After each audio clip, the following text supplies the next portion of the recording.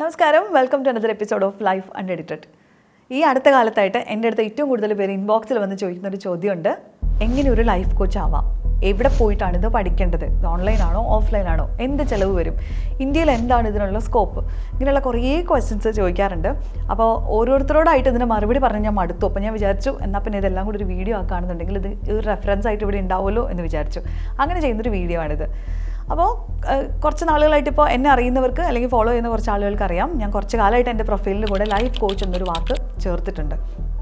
അതുകൊണ്ട് ആളുകൾക്ക് സ്വാഭാവികമായിട്ട് സംശയം തോന്നും, എന്താണ് ഈ life coach, all of A sudden എങ്ങനെയാണ് ഒരാൾ ജീവിതം പഠിപ്പിക്കാൻ തുടങ്ങുന്നത്, എന്താണ് ഈ പരിപാടി എന്നൊക്കെ തോന്നാനുള്ള സാധ്യതയുണ്ട്. ഞാനിതുപോലെ ഒരു ടെലിവിഷൻ ചാനലിൽ ഒരു പ്രോഗ്രാമിൽ ചെന്നപ്പോൾ നമ്മുടെ SK ശ്രീകണ്ഠൻ സാറായിരുന്നു കൂടെ ഉണ്ടായിരുന്നു. അപ്പോൾ സാറും ചോദിച്ചു, അശ്വതിക്ക് അതിന് മാത്രം ജീവിതാനുഭവങ്ങളായിട്ടുണ്ടോ, ജീവിതമൊക്കെ ഒരാളെ പഠിപ്പിക്കാൻ പാകത്തിന് എന്ന് പറഞ്ഞു. അപ്പോൾ ഞാൻ സാറിനോടും പറഞ്ഞ മറുപടി ഇതാണ്, ലൈഫ് കോച്ച് എന്ന് പറഞ്ഞാൽ ജീവിതം പഠിപ്പിക്കുന്ന ആളല്ല, വേറൊരാൾക്ക് അവരുടെ ജീവിതത്തിൽ ഏത് പോയിന്റിലേക്കാണ് പോവേണ്ടത്, അവരിപ്പോൾ എവിടെയാണ് നിൽക്കുന്നത്, അപ്പോൾ ആ നിൽക്കുന്ന സ്ഥലത്ത് നിന്ന് പോകുന്ന സ്ഥലത്തേക്ക് അവരെ കൂട്ടിക്കൊണ്ട് പോകാൻ ഹെൽപ്പ് ചെയ്യുന്ന ഒരാൾ മാത്രമാണ് ലൈഫ് കോച്ച് എന്നുള്ളത്. അപ്പോൾ ലൈഫ് കോച്ചിങ് എന്നുള്ളത് പലർക്കും ഒരു പുതിയ ടേമാണ്. എന്നാൽ കുറേ അധികം മിത്തും കുറേ അധികം കൺഫ്യൂഷനും ഒക്കെ ഉള്ള, അല്ലെങ്കിൽ കുറേ അധികം ആളുകൾ മിസ്യൂസ് ചെയ്ത് കുളമാക്കിയിട്ടുള്ള ഒരു ടേമും കൂടിയാണ് ഡെഫിനറ്റ്ലി ലൈഫ് കോച്ച് എന്നുള്ളത്. സോ ഐ വാണ്ടഡ് ടു അങ്ങനത്തെ കുറേ കാര്യങ്ങൾ ഈ ഒരു വീഡിയോയിൽ കൂടെ ക്ലിയർ ചെയ്യണമെന്ന് ആഗ്രഹിച്ചുകൊണ്ട് കൂടിയാണ് ഈ ഒരു വീഡിയോ ചെയ്യുന്നത്. അപ്പോൾ എന്താണ് ലൈഫ് കോച്ചിങ് എന്നുള്ളതെന്ന് നമുക്ക് തുടങ്ങാം. Life coach is not a mental health professional അല്ല. അതുപോലെ തന്നെ ഒരാൾക്ക് അവർക്ക് വേണ്ട സൊല്യൂഷൻ പറഞ്ഞു കൊടുക്കുന്ന ഒരാളല്ല. അതുപോലെ തന്നെ ഒരു മോട്ടിവേഷണൽ സ്പീക്കറും അല്ല. ഇതൊക്കെ ചെയ്യുന്ന ആളുകൾക്ക് ലൈഫ് കോച്ചായിട്ട് വർക്ക് ചെയ്യാം. പക്ഷേ ലൈഫ് കോച്ചിങ് എന്ന് പറയുന്ന ആ ഒരു ടേമിൻ്റെ അണ്ടറിൽ നമ്മൾ ചെയ്യുന്ന കാര്യങ്ങൾ ഇതൊന്നുമല്ല. ലൈഫ് കോച്ചിങ്ങിൻ്റെ ഒരു ബേസ് എന്ന് പറയുന്നത് ഒരാളുടെ അല്ലെങ്കിൽ ഒരു വ്യക്തിയുടെ പ്രശ്നങ്ങളുടെ സൊല്യൂഷനും അയാളുടെ ഉള്ളിൽ തന്നെ ഉണ്ട് എന്നുള്ള ആ ഒരു കോൺസെപ്റ്റാണ്. അതായത് നമ്മുടെ പ്രശ്നങ്ങളും ആ പ്രശ്നങ്ങളുടെ സൊല്യൂഷനും നമുക്ക് തന്നെ അറിയാം. അതുകൊണ്ടാണ് നമ്മളിപ്പോൾ ഒരാൾ നമ്മളോട് വന്നൊരു പ്രശ്നം പറയുമ്പോൾ നമ്മൾ അവർക്ക് പെട്ടെന്നൊരു സൊല്യൂഷൻ പറഞ്ഞു കൊടുക്കും. സോ ഇതിങ്ങനെ ഒന്ന് ചെയ്ത് നോക്കും, അപ്പോൾ നിങ്ങൾക്കത് വർക്കാവും എന്ന് പറയും.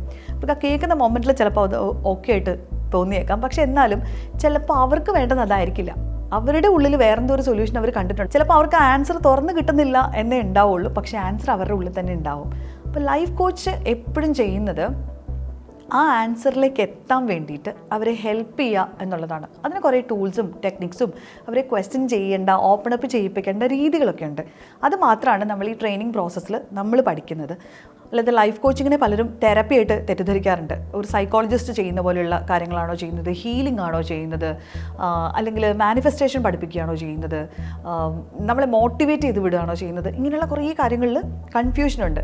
അപ്പോൾ അതൊന്നും അല്ല ഒരു ലൈഫ് കോച്ച് ചെയ്യുന്നത്. ഒരു ലൈഫ് കോച്ച് ചെയ്യുന്നത് നിങ്ങളിപ്പോൾ ഏത് നിമിഷത്തിലാണ്, അല്ലെങ്കിൽ ലൈഫിൻ്റെ ഏത് സ്റ്റേറ്റിലാണ് നിങ്ങളുള്ളതെന്നുള്ളത് നിങ്ങൾക്കൊരു ക്ലാരിറ്റി ഉണ്ടാക്കി തരുന്നു, റിഫ്ലക്റ്റ് ചെയ്യിപ്പിക്കുന്നു. അവിടെ നിന്ന് നിങ്ങൾക്ക് എങ്ങോട്ടേക്കാണ് പോകാൻ ആഗ്രഹിക്കുന്നത് ആ സ്ഥലത്തേക്ക് പോകാൻ വേണ്ടിയിട്ട് ഹെൽപ്പ് ചെയ്യുന്നു, ബ്രിഡ്ജായി നിൽക്കുന്നു എന്ന് വേണമെങ്കിൽ പറയാം. അതാണ് ആ പ്രോസസ്സ്. അപ്പോൾ ഇതെങ്ങനെ നമുക്ക് പഠിക്കാം എന്ന് ചോദിച്ചാൽ, ഇൻ്റർനാഷണലി അക്രഡിറ്റഡ് ആയിട്ടുള്ള ഓർഗനൈസേഷൻസ് ഉണ്ട്. അതായത് ICF അല്ലെങ്കിൽ EMCC പോലെയുള്ള ഓർഗനൈസേഷൻസ്. അപ്പോൾ അവരുടെ ഭാഗമായിട്ടുള്ള അല്ലെങ്കിൽ അവരുടെ അക്രഡിറ്റഡ് ആയിട്ടുള്ള പ്രോഗ്രാംസിൽ ജോയിൻ ചെയ്ത് സർട്ടിഫിക്കേഷൻ എടുക്കുക വഴിയാണ് നമുക്കൊരു കോച്ച് ആവാൻ പറ്റുന്നത്.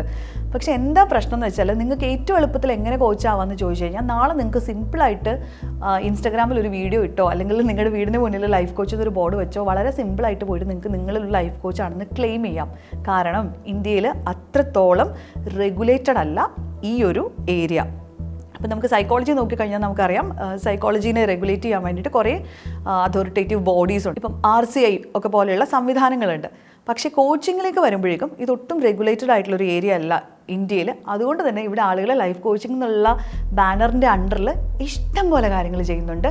അതിനകത്ത് എത്തിക്കലായിട്ടുള്ള പ്രാക്ടീസസും അൺഎത്തിക്കലായിട്ടുള്ള പ്രാക്ടീസസും ഉണ്ട് എന്ന് പറയേണ്ടിയിരിക്കുന്നു. സോ അതുകൊണ്ട് തന്നെ നിങ്ങളൊരു ലൈഫ് കോച്ച് ആവണം എന്ന് നിങ്ങൾക്ക് ജനുവനായിട്ടൊരു ഉദ്ദേശമുണ്ടെന്നുണ്ടെങ്കിൽ കൃത്യമായിട്ടുള്ള സർട്ടിഫിക്കേഷൻ എടുക്കുക എന്നുള്ളത് വളരെ ഇമ്പോർട്ടൻ്റ് ആണ്. അത് നിങ്ങൾക്ക് തന്നെ ഒരു കോൺഫിഡൻസും തരും, നിങ്ങളെ കാണാൻ വരുന്ന ക്ലയൻസിനും ആ ഒരു ക്രെഡിബിലിറ്റി ഫീൽ ചെയ്യും. സോ ആ ഒരു സർട്ടിഫിക്കേഷൻ ഭയങ്കര ഇമ്പോർട്ടൻ്റ് ആണ്. അപ്പോൾ ഞങ്ങളൊക്കെ സർട്ടിഫൈഡ് ആയിട്ടുള്ളത്, ഇപ്പോൾ ഞാൻ സർട്ടിഫൈഡ് ആയിട്ടുള്ളത്, എൻ്റെ കൂടെ ബിക്കമിങ്ങിൽ നമ്മുടെ പാർട്ടായിട്ടുള്ള കോച്ചസൊക്കെ സർട്ടിഫൈഡ് ആയിട്ടുള്ളത് ICF നിന്നാണ്, ഇൻ്റർനാഷണൽ കോച്ചിങ് ഫെഡറേഷൻ. അപ്പോൾ ഇൻ്റർനാഷണൽ കോച്ചിങ് ഫെഡറേഷൻ്റെ സർട്ടിഫിക്കേഷൻ പ്രോസസ്സിൽ കൂടെ നിങ്ങളെ കൊണ്ടുപോകുന്ന അവരുടെ അംഗീകാരമുള്ള കുറേ ഇൻസ്റ്റിറ്റ്യൂഷൻസ് ഉണ്ട്. കേരളത്തിലില്ല, നമ്മളൊക്കെ പഠിച്ച ഇൻസ്റ്റിറ്റ്യൂഷൻ ഡൽഹിയിലാണ്. അത് നിങ്ങൾക്ക് ഓൺലൈനായിട്ടോ ഓഫ്ലൈനായിട്ടോ അവരുടെ ക്ലാസ്സുകൾ എടുക്കാം. ഇതിന് 3 ലെവൽസ് ഓഫ് സർട്ടിഫിക്കേഷനാണ് ICF-നുള്ളത്. ഒന്നാമത്തേത് ACC, പിന്നെ PCC, പിന്നെ MCC, അങ്ങനെ 3 ലെവൽസ് ഓഫ് സർട്ടിഫിക്കേഷനാണ്. അപ്പോൾ ഓരോ ലെവലിലും നമ്മൾ കടന്നു പോകുന്ന കുറേ പ്രൊസീജിയേഴ്സ് ഉണ്ട്, കോച്ചിങ് അവേഴ്സ് ഉണ്ട്. നമ്മൾ ഇത്ര മണിക്കൂർ കോച്ചിങ് കംപ്ലീറ്റ് ചെയ്യണം എന്നുള്ളത് ഭയങ്കര മാൻഡേറ്ററി ആണ്. ഞാനിപ്പോൾ ഒരു PCC സർട്ടിഫൈഡ് കോച്ചാണ്. അപ്പോൾ ഈ ഓരോ ലെവലിലേക്ക് നമ്മൾ പോകുന്ന സമയത്ത് നമ്മൾ ഇത്ര കോച്ചിങ് അവേഴ്സ് കംപ്ലീറ്റ് ചെയ്തിട്ടുണ്ടായിരിക്കണം. അതിനകത്ത് നമുക്ക് ക്ലാസ് റൂം സെഷൻസ് ഉണ്ടാവും, അതുപോലെ തന്നെ നമ്മുടെ പിയർ കോച്ചിങ് സെഷൻസ് ഉണ്ടാകും. നമ്മുടെ കൂടെയുള്ള ആളുകളുമായിട്ട് നമ്മൾ കോച്ചിങ് പ്രാക്ടീസ് ചെയ്യുക. അതിനകത്ത് തന്നെ നമ്മുടെ മെൻറ്റർ, നമ്മുടെ കൂടെ ഇരുന്നിട്ടുള്ള ഒബ്സർവ്ഡ് കോച്ചിങ് സെഷൻസ് ഉണ്ടായിരിക്കും. നമ്മൾ കുറേ ടൂൾസ് ആൻഡ് ടെക്നിക്സ് പഠിക്കുന്നുണ്ടായിരിക്കും. അപ്പോൾ ഇറ്റ്സ് എ ബ്യൂട്ടിഫുൾ പ്രോസസ്സ്. എനിക്കെപ്പോഴും ഫീൽ ചെയ്തിട്ടുള്ളത് ഇതിപ്പോൾ നമ്മൾ എന്തെങ്കിലും പഠിച്ചിട്ട് ഒരാളെ ഹെൽപ്പ് ചെയ്യുക എന്നുള്ളതിനപ്പുറത്ത് നമ്മളെക്കുറിച്ച് പഠിക്കുന്ന ഒരു പ്രോസസ്സാണ്. അപ്പോൾ അങ്ങനെയാണ് ആ ഒരു സർട്ടിഫിക്കേഷൻ്റെ പ്രോസസ്സ് പോവുക. അപ്പോൾ നമ്മൾ ഒരു ലെവൽ സർട്ടിഫിക്കേഷൻ എടുത്ത് നമ്മൾ ഇത്ര ക്ലയൻസിനെ കണ്ട് നമ്മൾ ഇത്രയും പ്രാക്ടീസ് ചെയ്ത്, ആൻഡ് ഇതിൻ്റെ ഒരു ഇമ്പോർട്ടൻ്റ് ആയിട്ടുള്ള പോയിന്റ് എന്ന് വെച്ചാൽ നമ്മൾ കാണുന്ന ക്ലയൻറ്റ് നമ്മൾ എത്ര കോച്ചിങ് അവേഴ്സ് കംപ്ലീറ്റ് ചെയ്തു എന്നുള്ളതൊക്കെ നമ്മൾ റെക്കോർഡിക്കലായിട്ട് കീപ്പ് ചെയ്യണം എന്നുള്ളത് കൂടിയാണ്. സോ നമുക്കിങ്ങനെ ഓരോ ലെവൽസ് കഴിഞ്ഞ് നമുക്കിങ്ങനെ ഒരു നമ്മുടെ എക്സ്പീരിയൻസ് കൂടുന്നതിനനുസരിച്ചിട്ട് നമുക്ക് നല്ലൊരു കോച്ചാവാം. ആൻഡ് ഞാൻ എല്ലാവരോടും എപ്പോഴും പറയുന്നൊരു കാര്യം, നിങ്ങൾ പോയിട്ട് ഒരു സർട്ടിഫിക്കേഷൻ കംപ്ലീറ്റ് ചെയ്തു എന്നുള്ളത് കൊണ്ട് മാത്രം ഒരിക്കലും നിങ്ങളൊരു നല്ല കോച്ചാവില്ല. സർട്ടിഫിക്കേഷൻ എന്നുള്ളത് ഒരു അംഗീകാരമാണ്, അല്ലെന്നുണ്ടെങ്കിൽ നമുക്കൊരു തൂവലാണ് നമ്മുടെ തൊപ്പിയിൽ എന്ന് പറയാം. പക്ഷേ അതിൻ്റെ ബിയോണ്ട് ഇത് നിങ്ങളെ ഒരു നല്ല കോച്ചാക്കില്ല. നല്ല കോച്ച് ആവണമെന്നുണ്ടെങ്കിൽ ഡെഫിനറ്റായിട്ടും you need a lot more of learning and practical experience. അപ്പോൾ നമ്മൾ കുറേ ആളുകളെ കണ്ടും സംസാരിച്ചും നമ്മളിത് പ്രാക്ടീസ് ചെയ്തും മാത്രമാണ് നമുക്ക് നല്ലൊരു കോച്ചാവാൻ കഴിയുക. എനിക്കൊക്കെ ഓർമ്മയുണ്ട്, ഞാൻ എൻ്റെ ഫസ്റ്റ് ക്ലയൻറ്റിനെ കാണുന്ന സമയത്ത് ഭയങ്കര നമ്മളാണ് വരുന്ന ക്ലയൻറ്റിനെ കഴിഞ്ഞും കൂടുതൽ ടെൻസ്ഡ് ആയിട്ടിരിക്കുക. നമുക്കിവരെ കൃത്യമായിട്ട് ഗൈഡ് ചെയ്യാൻ പറ്റുമോ എന്നുള്ളൊരു പോയിൻ്റ് ഉണ്ടല്ലോ. അപ്പോഴെനിക്ക് മനസ്സിലായത് ലേണിംഗ് ഭയങ്കര മാറ്ററാണ്. അതുപോലെ നമ്മുടെ നീഷ് നമുക്ക് ഓപ്റ്റ് ചെയ്യാനുള്ള സംവിധാനമുണ്ട്. ഇപ്പം എനിക്ക് പേരൻറ്റിങ് അല്ലെങ്കിൽ റിലേഷൻഷിപ്പ് റിലേറ്റഡ് ആയിട്ടുള്ള കാര്യങ്ങളിലാണ് എനിക്കിതുവരെയുള്ള എൻ്റെ പഠനവും എൻ്റെ എക്സ്പീരിയൻസുകളും I am good at that ആണെന്നുണ്ടെങ്കിൽ എനിക്കൊരു പേരൻറ്റിങ് കോച്ച് ആവാം. അതുപോലെ തന്നെ നിങ്ങൾക്ക് ഇതുവരെയുള്ള നിങ്ങളുടെ പഠനവും അല്ലെങ്കിൽ നിങ്ങളുടെ ലേണിങ്സും ഒക്കെ കൂടെ നിങ്ങളെ സപ്പോർട്ട് ചെയ്യുന്ന, അല്ലെങ്കിൽ നിങ്ങൾ എക്സ്പീരിയൻസ്ഡ് ആയിട്ടുള്ള ഒരു ഏരിയ ഉണ്ടെന്നുണ്ടെങ്കിൽ നിങ്ങൾക്ക് അതുമായിട്ട് ബന്ധപ്പെട്ട കോച്ചാവാം. അപ്പോൾ ഒരുപാട് പേര് ലൈഫ് കോച്ചിങ്, അത് ജനറലാണ്, പക്ഷേ life coaching, parenting coaching, relationship coaching, അല്ലെങ്കിൽ മണി കോച്ചിങ്, അല്ലെങ്കിൽ ഫിനാൻഷ്യൽ കോച്ചിങ്, ബിസിനസ് കോച്ചസ്, അങ്ങനെ പല കാറ്റഗറി ഉണ്ട്. അത് നിങ്ങൾക്ക് ചൂസ് ചെയ്യാം. നീഷ് ഇങ്ങനെ പരന്ന് കിടക്കുകയാണ്. നിങ്ങൾക്ക് സ്വന്തം നീഷ് നിങ്ങളുടെ ടാലൻറ്റും നിങ്ങളുടെ എക്സ്പെർട്ടൈസും അനുസരിച്ചിട്ട് ഐഡൻറ്റിഫൈ ചെയ്യാം. പിന്നെ ഏറ്റവും അധികം ആളുകൾ ചോദിക്കുന്ന ഒരു കാര്യം ഇതിൻ്റെ ഒരു ഫീസ് സ്ട്രക്ചറിനെ കുറിച്ചാണ്. ഫീസ് എന്ന് പറയുമ്പോൾ എനിക്കിപ്പോൾ ICF-ൻ്റെ കാര്യമാണ് അറിയുക, ബിക്കോസ് ഞാൻ ICF-ൽ നിന്നാണ് പഠിച്ചത്. ഒരു ലെവൽ 1 കോച്ചിങ് ഒക്കെ കംപ്ലീറ്റ് ചെയ്യാൻ വേണ്ടിയിട്ട്, അല്ലെങ്കിൽ അത്രയും അവേഴ്സ് കംപ്ലീറ്റ് ചെയ്ത് നമ്മൾ സർട്ടിഫൈഡ് ആവുന്ന സമയത്തേക്ക് ഒരു 1.2 to 1.5 ലാഖിനടുത്ത് കോസ്റ്റ് ഉണ്ട്. അപ്പോൾ ലെവൽ 2 ആകുമ്പോഴേക്കും വീണ്ടും അത്രയും കൂടെ ആഡ് ഓൺ ആവുന്നുണ്ട്. സോ അങ്ങനെയാണ്. ആൻഡ് ഓൾസോ നമ്മൾ ICF പറയുന്ന അത്രയും കോച്ചിങ് അവേഴ്സ് ആഫ്റ്റർ സർട്ടിഫിക്കേഷൻ നമ്മൾ ഇത്ര കോച്ചിങ് അവേഴ്സ് കംപ്ലീറ്റ് ചെയ്ത് കഴിയുമ്പോഴേക്കും ICF-ൻ്റെ അക്രഡിറ്റേഷന് വേണ്ടി നമുക്ക് അപ്ലൈ ചെയ്യാം. അതിന് എക്സാംസും സംഭവങ്ങളൊക്കെ ഉണ്ട്. അതിന് അപ്ലൈ ചെയ്യുന്ന സമയത്ത് വീണ്ടും ഇതുപോലെ ഒരു കോസ്റ്റ് ഉണ്ട്. അപ്പം ഇത് വളരെ സിമ്പിളായിട്ടുള്ള, ഈ സർട്ടിഫിക്കേഷൻ എന്ന് പറയുന്നത് വളരെ ഈസി ആൻഡ് സിമ്പിളായിട്ടുള്ളൊരു പ്രോസസ്സാണെന്ന് ഞാൻ ഒരിക്കലും പറയില്ല. സർട്ടിഫിക്കേഷൻ അതുകൊണ്ട് തന്നെ ഇതിൻ്റെ വാല്യൂ ഉണ്ട്. അതുകൊണ്ട് തന്നെയാണ് ഒരു സർട്ടിഫൈഡ് ലൈഫ് കോച്ചിൻ്റെ അടുത്ത് നിങ്ങൾ പോകണം എന്ന് നമ്മളെപ്പോഴും അഡ്വക്കേറ്റ് ചെയ്യുന്നതിൻ്റെ ഒരു കാരണം, കൃത്യമായിട്ടുള്ള ഒരു എത്തിക്കൽ ബേസിലും ചില ഗ്രൗണ്ട് റൂൾസും വെച്ചിട്ട് മാത്രമായിരിക്കും അവർ പ്രാക്ടീസ് ചെയ്യുക എന്നുള്ളത് കൊണ്ടാണ്. ഇതിൻ്റെ ഓപ്പർച്യൂണിറ്റീസിനെ കുറിച്ച് അതുപോലെ പലരും ചോദിക്കാറുണ്ട്. എല്ലാ ആളുകൾക്കും കേൾക്കാൻ ഒരാൾ വേണ്ടതും അവർക്കൊരു അക്കൗണ്ടബിലിറ്റി പാർട്ട്ണർ വേണ്ടതും വളരെ ഇമ്പോർട്ടൻ്റ് ആയിക്കൊണ്ടിരിക്കുന്ന ഒരു കാലഘട്ടം ആയതുകൊണ്ടും ഇപ്പോൾ മൾട്ടിനാഷണൽ കമ്പനികൾ ഉൾപ്പെടെയുള്ള ആളുകൾ ലൈഫ് കോച്ചസിനെ ഹയർ ചെയ്യുകയും അല്ലെങ്കിൽ അവരുടെ HR മാനേജേഴ്സിനെ ലൈഫ് കോച്ചസ് കൂടി ആക്കി ട്രെയിൻ ചെയ്യിപ്പിച്ചെടുക്കുകയും ചെയ്യുന്ന ഒരു കാലഘട്ടത്തിലാണ് നമ്മളുള്ളത്.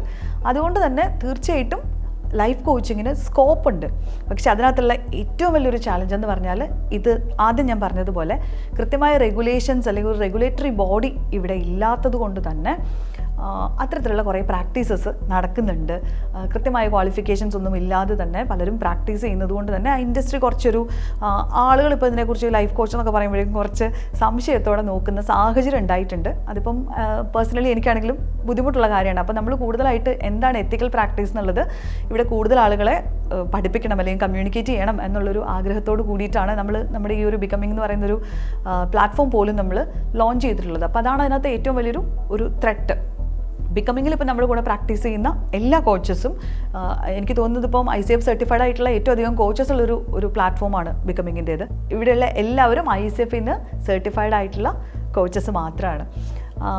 ഇനി പലപ്പോഴും നിങ്ങളൊരു ലൈഫ് കോച്ചിൻ്റെ സർവീസ് എടുക്കുകയാണ് എന്നുള്ളതിരിക്കട്ടെ.